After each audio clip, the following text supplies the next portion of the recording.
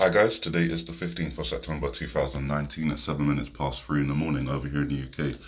Let's get straight into it. Iran violates nuclear deal with advanced centrifuges. Behrouz Kamalvandi of the Atomic Energy Organization of Iran made the remarks in a news conference broadcast on live television. He spoke from a podium with advanced centrifuges arranged next to him. Iran already has breached the stockpile and enrichment limits set by the deal, while stressing it could quickly revert back to the terms of the accord if Europe delivers the sanctions relief promised in return for curbing Tehran's nuclear program. Kamalvandi warned that Europe had little time left to save the deal.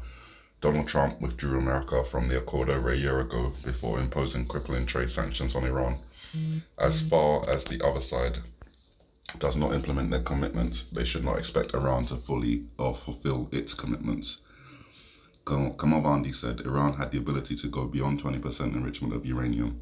Analysts say 20% is just a short technical step away from 90% enrichment, which is weapons grade level. So that's the first news report. Then we have the incredible moment: $1.6 billion US stealth bomber with call sign death comes to land at RAF base. So we already knew that the US have 3 B-2 bombers over here in the UK, and they were recently conducting drills over in Iceland.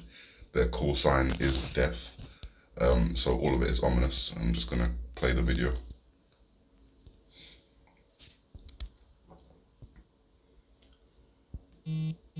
Now, knowing what these aircraft are capable of and what they carry, I for one am very uncomfortable having them over here in the UK. And the fact is, they're likely to be used in some form of event with Iran. Imagine that flying over your country if it wasn't from your country. Whew, okay, so that's that. Next report brings us to Saudi Arabia. US blames Iran for drone attack on critical Saudi oil facilities.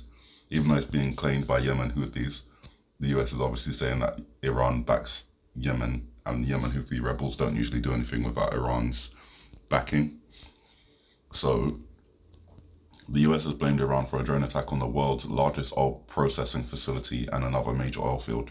Secretary of State Mike Pompeo described the Saturday attack as unprecedented and pointed the finger at Tehran, despite Yemen's Houthi rebels claiming responsibility. Tehran isn't behind nearly 100 attacks on Saudi Arabia. Amid all the calls for de-escalation, Iran has now launched an unprecedented attack on the world's energy supply. That language is important. Unprecedented attack on the world's energy supply. Apparently, the facility and the oil field is responsible for about 50% of Saudi Arabia's output, which is about 7% of the global world supply. The stock markets on Monday are going to be crazy. The oil prices are going to go up, despite Saudi Arabia saying that it would maintain the same levels of output as it did before the two facilities were attacked. Now, that's all very important. Another important story: Trump confirms Osama Bin Laden's son has been killed.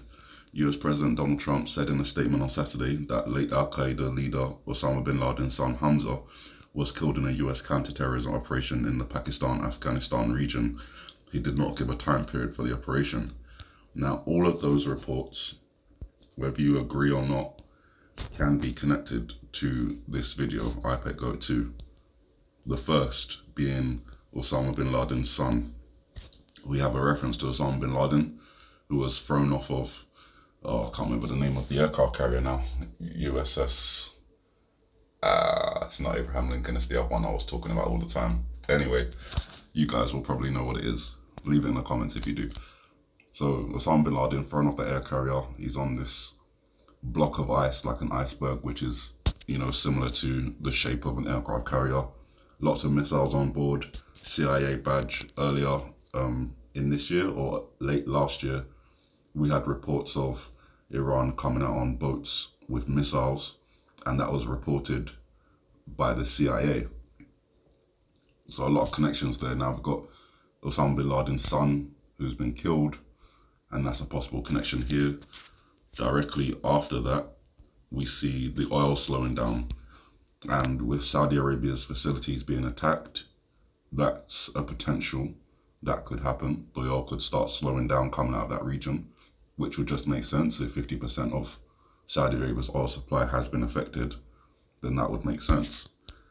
And then we have the later scene after this. We got the 3 US B-2 bombers launching an attack. 1 missile, 5 missiles, possible reference to the 15th, which is today for me, tomorrow for some of you guys. In the background, we've got a volcanic eruption happening. Don't know if that's Stromboli, Mount Etna, Kilauea, Mauna Loa, La Cumbre Vieja. Lots of them, even Yellowstone. Its geyser has had 34, Steamboat Geyser has had 34 eruptions so far this year. That breaks any of the records. There's geological activity all over California, fires in Brazil, Brexit, of course, going on, impeachment talks starting, China and Hong Kong still going. So the world is on a tipping point, and with all this activity in the Middle East taking place just within the last couple of days, it may be likely that we see events kick off today for me, tomorrow for some of you guys, on the 15th of September, 2 days before the Israeli elections, all in association with the news reports that we've gotten in the last couple of hours from Saudi Arabia being attacked, or their oil facilities being attacked, to US stealth bombers practicing drills in Iceland, to Iran violating the nuclear deal even further, injecting uranium gas into advanced centrifuges, just a couple of technical steps away from 90% enrichment, which is weapons grade, and then Osama Bin Laden Son being killed. It appears that around the middle of this video is where things are really starting to connect. And so keep an eye on the Middle East and the potential for war escalating in that region due to this latest attack. Obviously, if the US stealth bombers are used, then I would suspect this scene that we have on screen at the moment would be in association with that. The Iran nuclear facility that's underneath a mountain, the detonation of the MOB, or Mother of All Bombs, Massive Ordnance Air Blast, is what that actually stands for, and that could reduce the mountain to rubble, or at least take away half of it, and then another bomb could be used to drill down into the ground before it explodes. Obviously, all these things are just interpretations, but you have to admit there's a lot of things that do look likely. Have a good morning, good afternoon, good evening, and may the Heavenly Father bless you.